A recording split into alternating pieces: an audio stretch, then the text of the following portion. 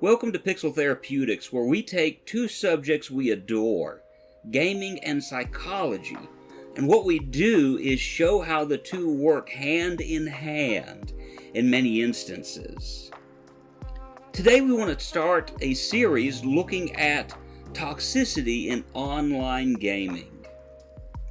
Tell me if this experience is very similar to one that you've had.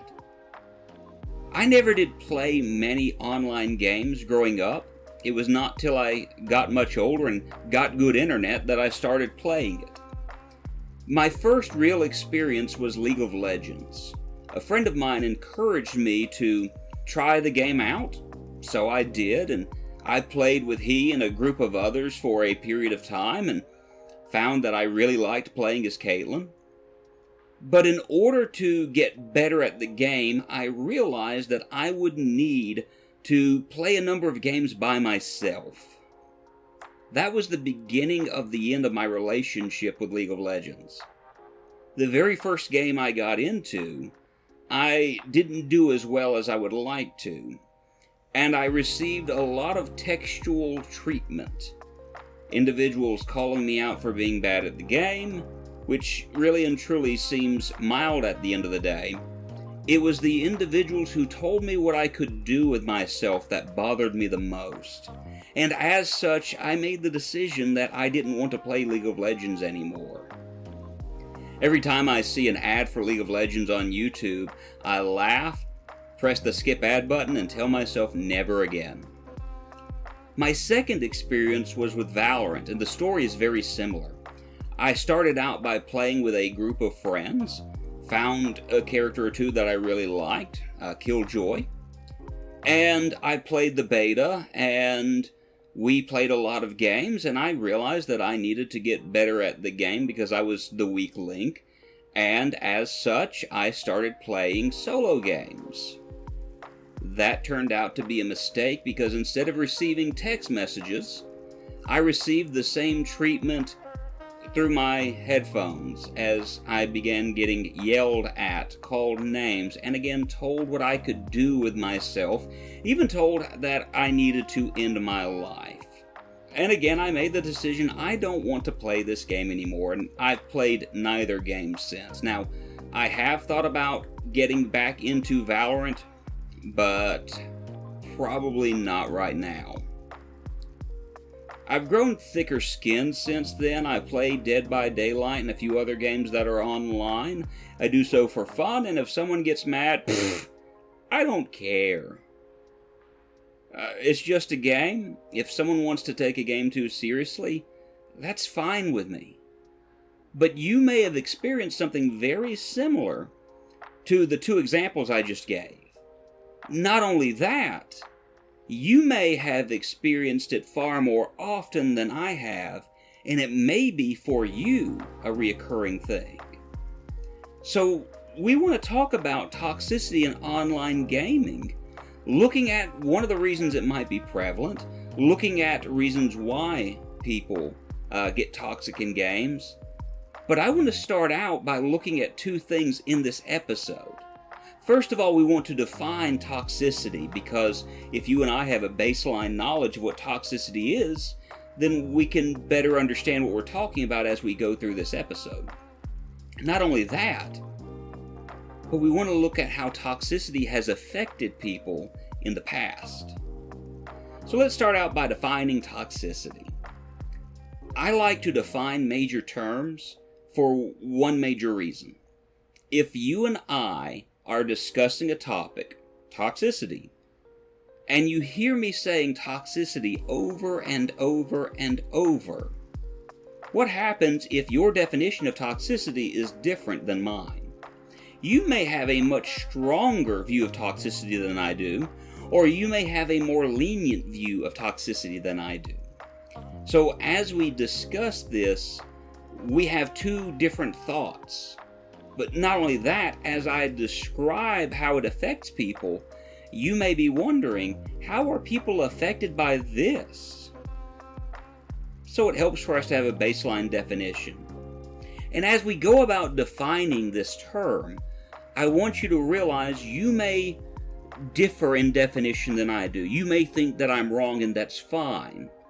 But for the purpose of this video, I'm going to be the one that defines it, and I want you to hopefully at least understand where I'm coming from as I'm discussing this topic. So starting out, let's talk about what toxicity is not. There have been times that I've heard players discuss a player on the opposing team or a player on their own team doing something that is toxic. And I've heard the description of what they've done, and it didn't go against the rules of the game. It wasn't cheating. No one was being harassed. What it all came down to is what they did annoyed me. That is not toxicity. That is not toxic. We choose how we respond to things of that nature. I give an example. When I played Dead by Daylight, I used to think survivors who clicked their flashlights a lot at killers were being toxic.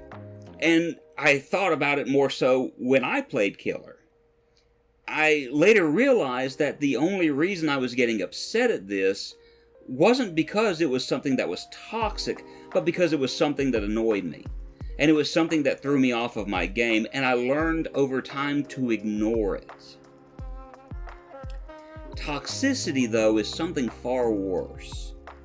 If an individual downloads a program that allows them to crack a video game and to cheat or hold the game hostage, I would consider that toxic. If a player makes abusive statements towards teammates or even opponents, that is toxic.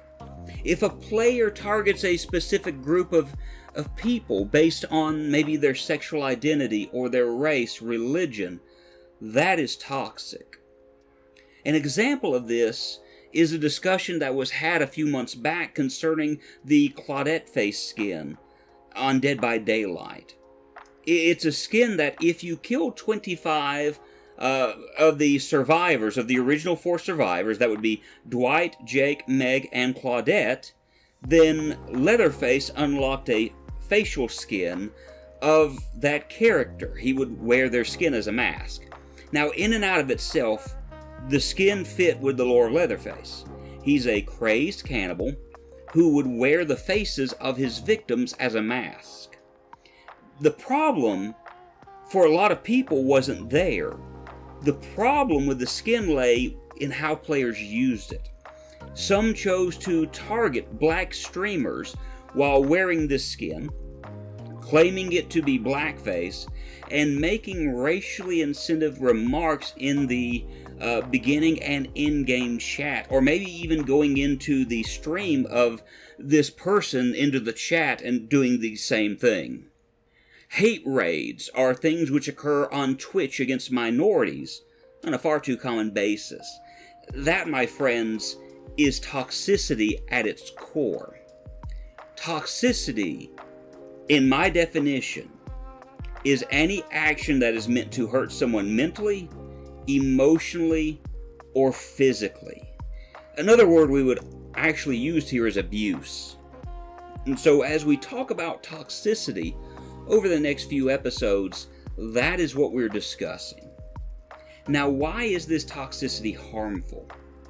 Well, in 2020, the Anti-Defamation League performed a study concerning the targets of toxicity. A staggering 68% of those asked experienced online harassment of some kind. 53% of those were targeted based on either race, ethnicity, religion, many were Jewish or Muslim, gender, a lot of them were females, or sexual orientation, members of the LGBTQ+ community. Now, the effects of this, in my opinion, very staggering. 16% of gamers who experienced some form of harassment indicated they became less social. 14% felt isolated. And just over 1 in 10 players took steps to reduce risks to their physical safety. Perhaps most concerning of all is that roughly the same amount had depressive or suicidal thoughts. 13% of these gamers contacted game companies, and 9% indicated they called the police to ask for help or to report harassment. Other effects are that some simply chose to no longer play the game anymore, or they quit gaming completely. And so we see that this affects more than just the person. This also has effects within the gaming industry as well, because that's less money that these companies would be making. Now, the question that we want to delve into now, having looked at a definition and looking at why it's dangerous, ask the question why. Why is toxicity so prevalent in online gaming? But we're going to answer that in the next episode of Pixel Therapy. Until then, I hope you all have a great day, a great week. God bless, and love each other.